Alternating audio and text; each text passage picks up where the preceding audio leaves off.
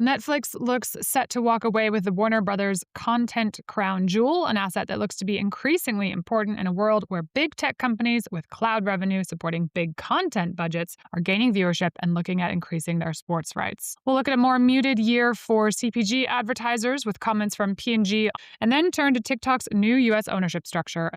Finally, we'll examine OpenAI's first steps into advertising and what an AI-native ad ecosystem could mean for media investment going forward. You're listening to the Media Intelligence Podcast from WPP Media. I'm Kate Scott Dawkins with Jeff Foster today from the Business Intelligence team. So should we kick off with the Netflix story, Jeff? Yeah, I think so. Their first big media earnings for the season. So overall, pretty strong. Netflix, they forecast that their ad revenue will approximately double to $3 billion in 2026. So that was an interesting disclosure. And this suggests that Netflix may narrowly miss a top 25 ranking among our 2026 largest global ad sellers, likely positioning them near RTL, which we estimate to be the 27th largest ad seller at about $3.4 billion. Interesting to note, of course, Netflix only began selling ads in November 2022, so about 3 full years and a little bit of change, but it's been quite a steady rise for them on the ad side. For sure, and it's always lovely to get new data. We love when companies disclose more information to us about their advertising revenue. So it's good to get that disclosure, and then hopefully as it gets to be a larger and larger percent of their revenue, we get more and more of that as disclosures. Currently, it's still sub 5% or so, right? So typically companies, kind of rule of thumb, once it gets to be about 10%, we'd like to see that separated out in the earnings every time. And it was also interesting that Netflix disclosed paid memberships for the first time in a year. They're at 325 million, a little bit over that. And that's about an 8% increase from the last time they disclosed last year at the same time, which was about 302 million. Yeah. So yeah, I mean, that's, steady growth. Obviously, they didn't disclose as far as regions go, but I would probably assume you're looking at more mature business in North America and the US especially. Yeah, I think that's probably right. And one of the most interesting things I pulled out of the shareholder letter was also a disclosure around viewership growth. They talked about members watching 96 billion hours on Netflix in the second half of 2025, a year-over-year increase of just 2% or more than 1.5 billion hours, slight acceleration from the 1% growth in the first half of the year. Considering the platform's growth in subscribers and revenue of, plus 17%, it's a relatively modest engagement increase, suggesting really potential decline in viewing hours per member. Now, they had an answer to that, at least the company line, which was what, Jeff? They had an interesting way of viewing it. They said that this was more related to the strike when they had an increase in second-party content that they licensed versus this year where they were more reliant on original content.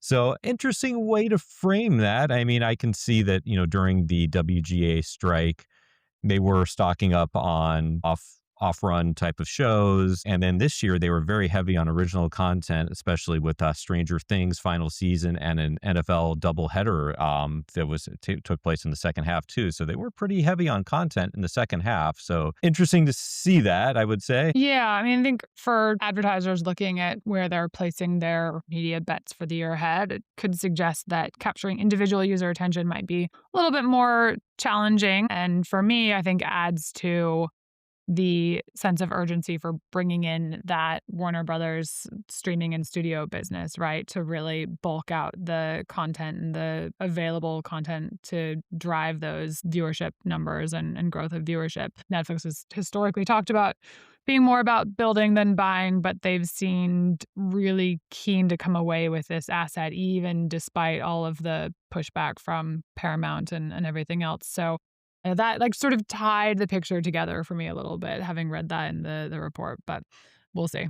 Yeah, exactly. And it's interesting, listening to the earnings call and the questions. Sports came up a little bit, but, usually you would think, especially if you're looking for a way to drive engagement, sports, you'd probably get a little bit more questions or be looking around that a little bit more. Obviously, there's not many major rights available, so that factors into it. And Netflix has pretty much said that they're not looking to get into certain sports, more the big events. But, that would be an interesting way to do it. And so on the content side, Netflix, they did disclose that they are planning to increase content spend by over 10% in 2026. So based on their prior guidance of $16 billion in 25, we would be looking at about an $18 billion in content spend in 2026. So, pretty substantial number. It gets them within the ballpark, but still short of Disney, who we estimate to be a little bit over $20 billion at in 2025. Is that enough to go after like IPL cricket rights, which is one of the Yeah, ones coming up sooner rather than later?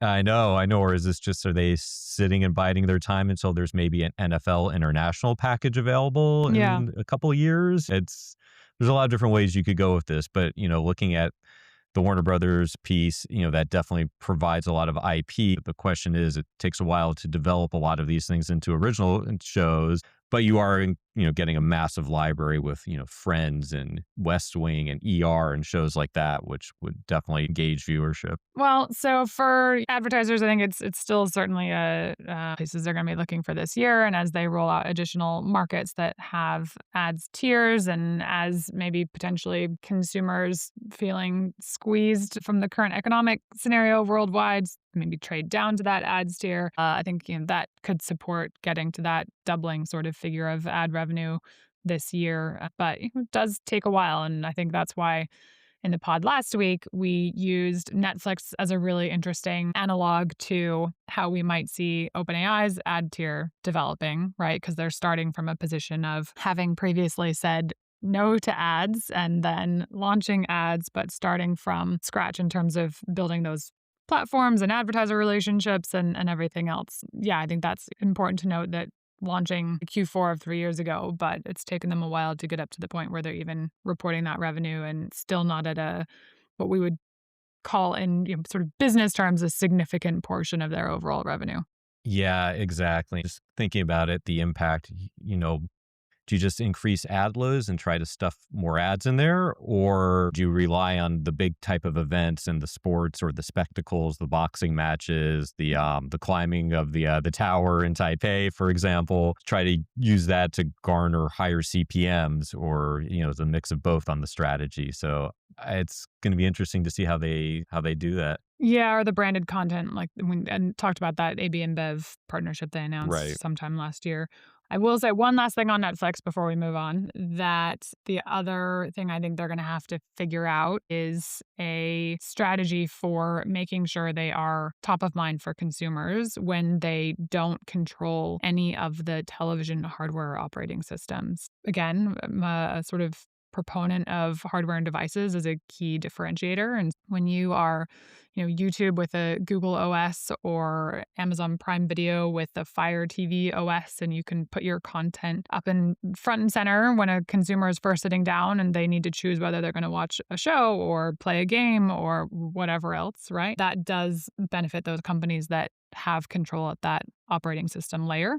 And Netflix does not. So even if they have the content, I do wonder if that's the next piece of the puzzle they need to solve for, is making sure they don't have to always pay for a button on a remote control, for instance, Right. or for home Or, screen placement in order to yeah. drive that viewership. Right, or paying, yeah, for those costly integrations on the home screen and Hmm. that sort of hardware partnerships, which can be very expensive. Yeah, it's a great point, and I'm glad I don't have to make that decision and have the shareholders relying on me. Ted, I'm around if you want to have a call. All right. Well, P&G reported earnings this week. The packaged goods company said revenue is up 1% on an as-reported basis, or flat on an organic basis, excluding the effects of currency exchange rates. The company benefited from pricing in North America, with them pointing to the further contribution of innovation-led pricing in the back half of the year. That's their fiscal year. They were reporting Q2 of 26 is their fiscal quarter they just reported. Guidance for the full year, so last 2 quarters plus the next two, 0 to 4% organic revenue growth. That's pretty in line with sort of what we're expecting for the sector as a whole. The couple of years post-COVID were really driven by inflation-driven revenue gains, which also then fed into advertising growth for the sector. And then we've seen a bit of a normalization last year, with actually our expectation that advertising expense declined in 2025, that we're set to rebound at sort of a low single figure digit, maybe about 3% this year. So that would be in keeping with where our expectations are for the category as a whole. Now, for P&G in particular, beauty was the strongest performer at plus 4% organic growth, and then healthcare at plus 3%. They did actually get into advertising. The company said they didn't foresee a significant ramping of media for the back half of their fiscal year, but more of a continuation of spending trends. Again, corroborating sort of what we're anticipating for the sector as a whole. Any thoughts on personal care and grooming spend for the year? Jeff, Yeah. is this one of those areas where consumers are looking at that cart? Yeah, I think this lines up well with what we wrote about in TYNY, especially the challenge of marketing to two different types of consumer classes. We're seeing that a lot across many categories, especially CPG, where you have more affluent consumers and then everyone else. And these are kind of two very different consumer sets. So I think you're beginning to see that. I kind of going through the transcript, listening to the call. I think they were kind of dancing around that, or kind of implying that heavily, at least. I would say, I think that's just going to be a recurring theme for at least for this, the next year or so. I don't see that changing, and it pretty much seems like in line with what we discussed, on the pod and on and in the TYNY report. There was some new data out looking at consumer savings rate in the US, which dipped to 3.5% in November. It's lowest since 2008, excluding some COVID volatility. So definitely a sort of tougher time for consumers in terms of, yes, we've seen the spending as quite resilient. And we've been talking about the risks of that as it regards maybe more of that is coming from buy now, pay later services, more of it is coming from reduced savings. And this data is starting to also point in that direction. And not just in the US, there was also Bloomberg had an article on German economy, saying that they did actually notch economic growth in 25, but that private sector employment fell, as did manufacturing activity in January, albeit at a slower pace than previous months. So again, this sort of story of affluent groups doing pretty well, stock market doing pretty well, but that sort of masking some underlying weakness across multiple economies around the world, not just the US. And I think, we'll probably start seeing that, especially in CPG earnings in the next few quarters, how that plays out. CPG advertisers are some of the most prolific on, I would say, social media platforms like TikTok. That was also in the news yesterday, today, as we hit the deadline for the divestment of TikTok from ByteDance. So let's dig into that next. It finally happened after seemingly talking about it for years. We knew it was coming, and it did finally happen.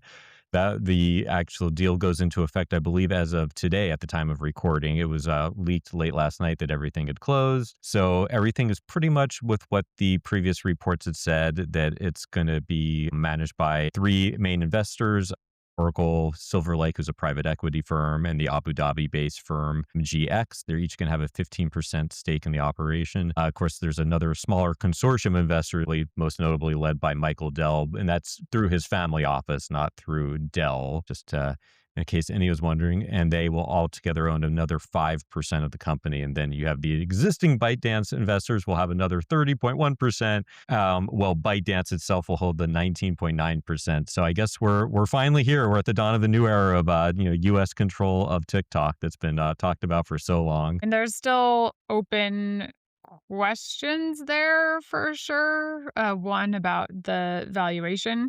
I mean, you wrote about this when we were putting something together for clients earlier today, that the last reported valuation was about 14 billion, which would be like a X Yeah, multiple on revenue for the US, which seems quite low given the, orders of magnitude higher multiples from other companies in that space. right.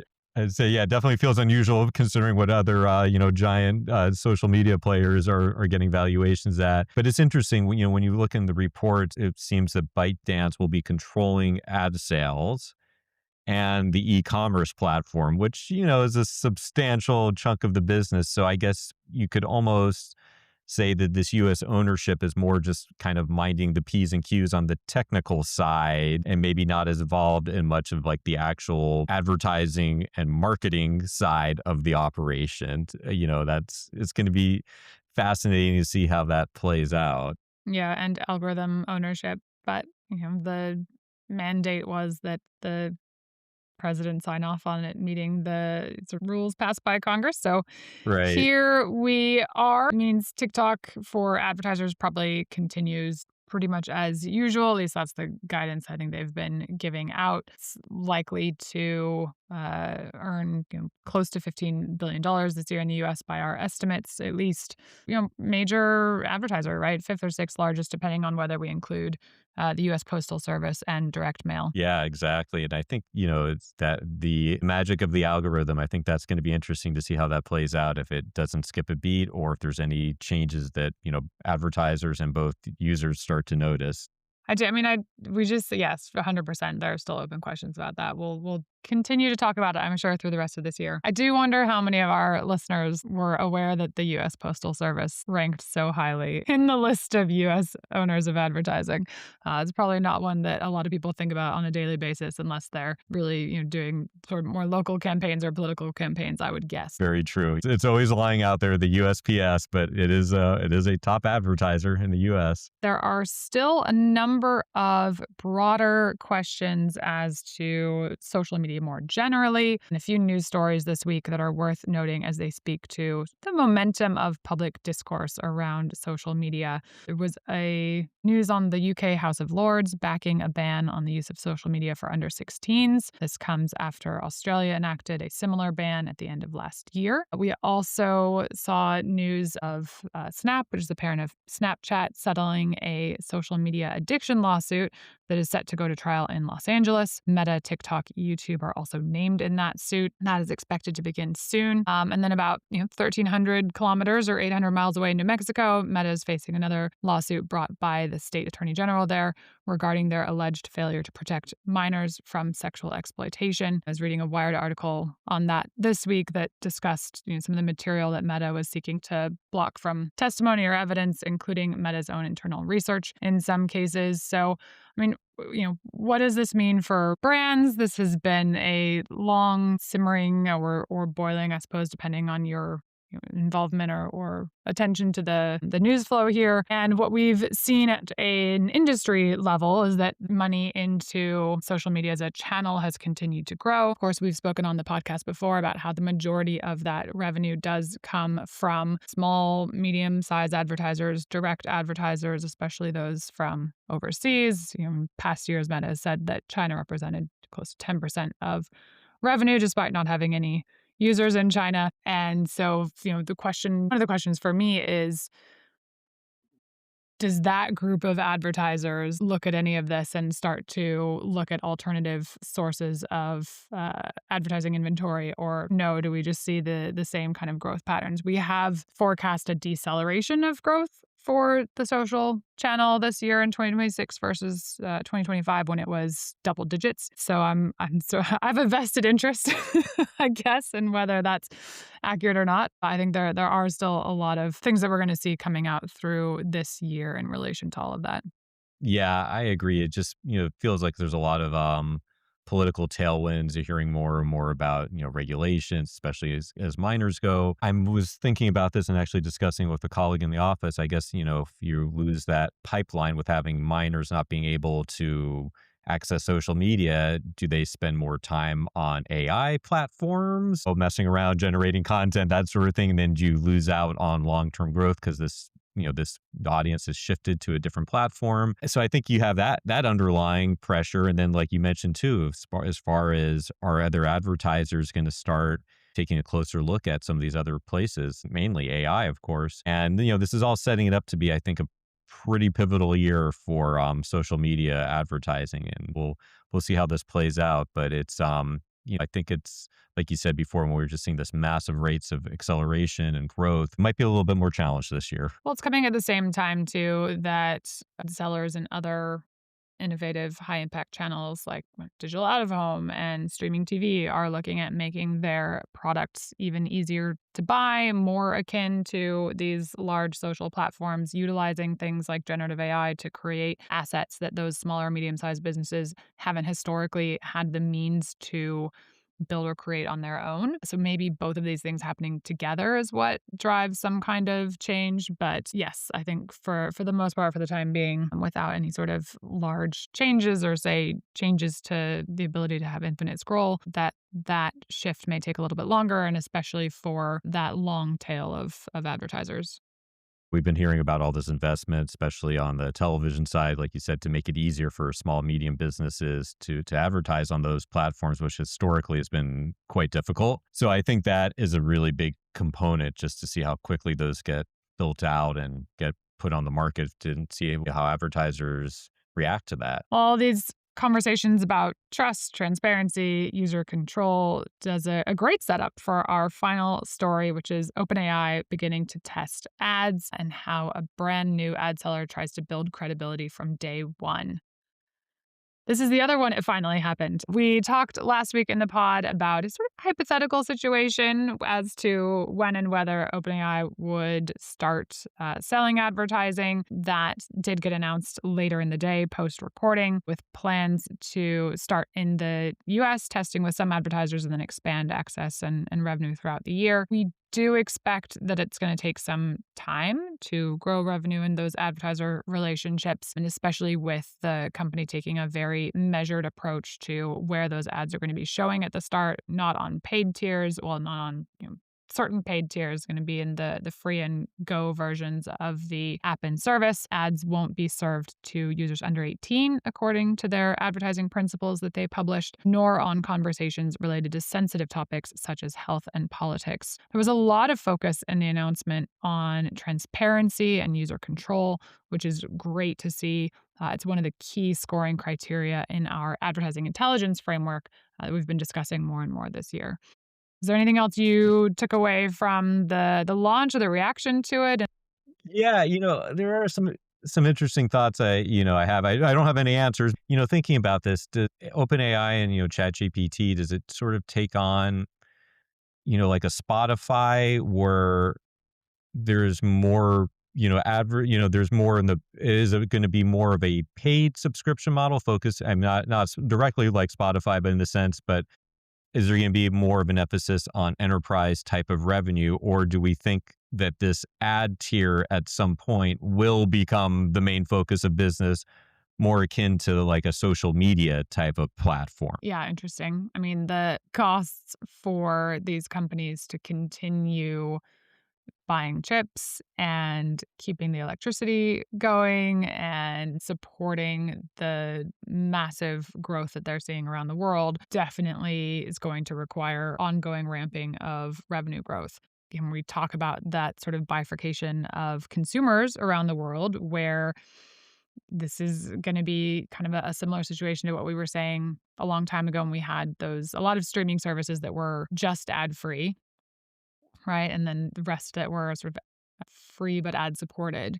Or you might have this section of the population that is, quite affluent and paying for the ad-free tiers on all of these services, streaming, AI, music, everything else, makes them incredibly hard to reach, actually, for advertisers. And potentially why we still see luxury in, out of home and print so heavily invested in those channels. And then everyone else on these various combinations of free and ad supported subscription tiers for these services that are increasingly subsidized by advertising, right? So that's one of the things I think too. And the other question is, are consumers going to start spending maybe less time, as you mentioned, younger ones with social media platforms and more in conversation with chatbots or in these AI platforms? Possibly. It's hard to know. I think where we've seen a shift over the last 40 years, you would have historically been, paying for stamps and long distance phone calls to keep in touch with your, I don't know, old college roommate or your family on the other side of the country. You don't have those costs anymore because you're probably using the free social media platforms, right? Or maybe you used to pay dues for some kind of social club that you belong to where you saw people in real life. Imagine that. And those are also sort of now maybe supplanted by communities that you have in, I don't know, Reddit forums or wherever else they are. And so moving away from that to a model where we are paying for those things again, I think is maybe a bit of a hard pill to swallow given the current economic state. So, yeah, whether it's just a substitution of one sort of ad subsidized offering for another is maybe more likely. Yeah, I could definitely see that scenario playing out. And, I think it's interesting just seeing how pervasive OpenAI and ChatGPT is on a corporate level, how almost every company of some size and scope has some form of it. But it would be fascinating to get a peek behind the scenes and see what those revenue numbers look like when that time comes. Yeah. Well, that leads into a wrap up.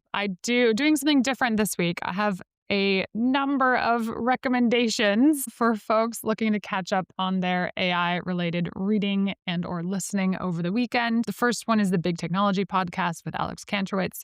He had Google DeepMind CEO Demis Hassabis on to talk about the runway for LLMs and what's coming next. That's a great listen. Also this week, Anthropic released Claude's new constitution, laying out Anthropic's vision for Claude's values and behavior, a holistic document in their words that explains the context in which Claude operates and the kind of entity we would like Claude to be. So if you look at the document, it talks about Claude's ethics, using words like honesty, virtuous, sensitivity, nuance, also helpfulness, and importantly, weighing helpfulness against other values, safeguarding against people sort of hacking instructions to dangerous things because of the agent wants to be helpful and answer your question. So really interesting, I think, for anyone in our industry to be paying attention and looking at these things as our tools incorporate more and more of these agents. As you said, most companies have probably subscriptions to at least one, and they're being integrated more and more closely into both ad generation and optimization and all the rest of it, right? There's also a new Frontier CMO podcast from friend of the pod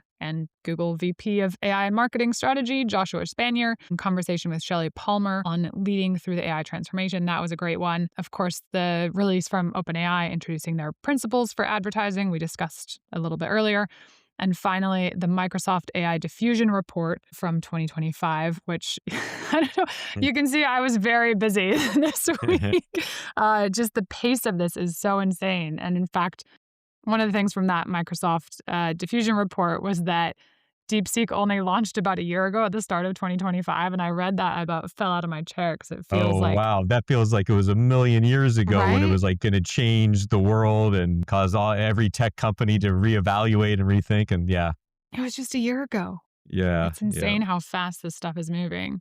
That was another one. It was they looked at usage across markets and how South Korea rocketed from an AI adoption from being ranked 25th to 18th, and from a confluence of things. One, better Korean language skills, a government focus on AI, and also then this viral sort of Studio Ghibli moment for AI generation or generative images that went around South Korea. So it's all to play for, all shifting. Super, super fascinating right now.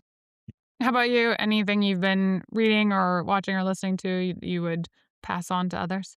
Yeah, I would say excited to get caught up on Fallout during the snowstorm in New York this weekend. So that'll be a good one on Amazon Prime.